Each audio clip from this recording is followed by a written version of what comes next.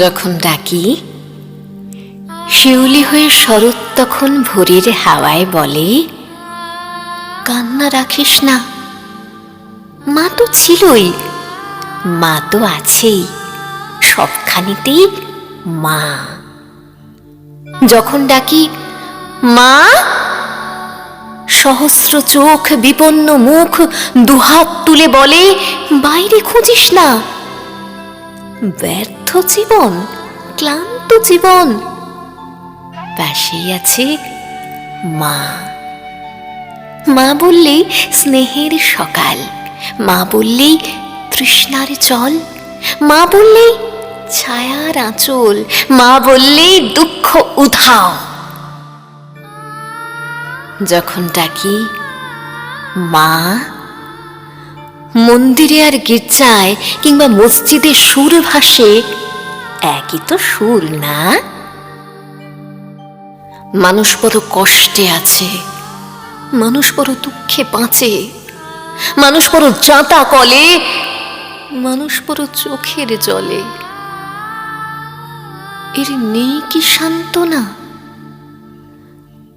দূরের থেকে মা তখনই উঠে আসেন কাছে, শিয়রে হাত রেখে বলেন, আমি আছি না? যখন ডাকি মা।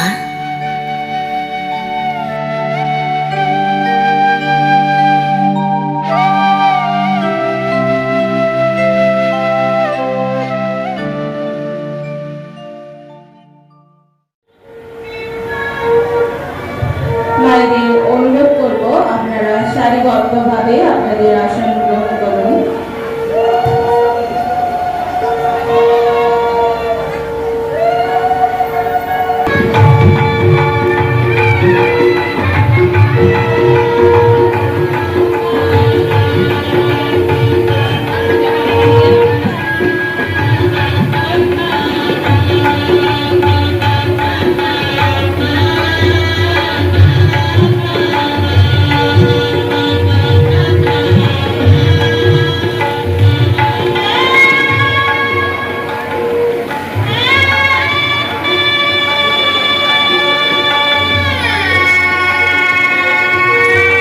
কুমার দাস এবং অনিল কুমার হাজরা মহাশয়কে অনুরোধ করছি বাচ্চাদের ওপর থেকে সারিবদ্ধভাবে নামিয়ে আনার জন্য।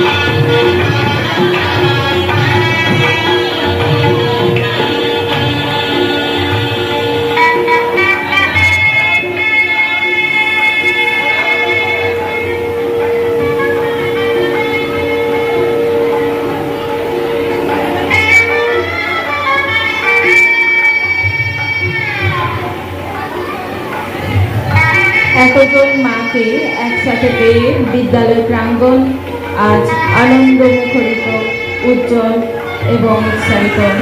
এবং আমাদের অতিথি আসন উজ্জ্বল করছেন যিনি,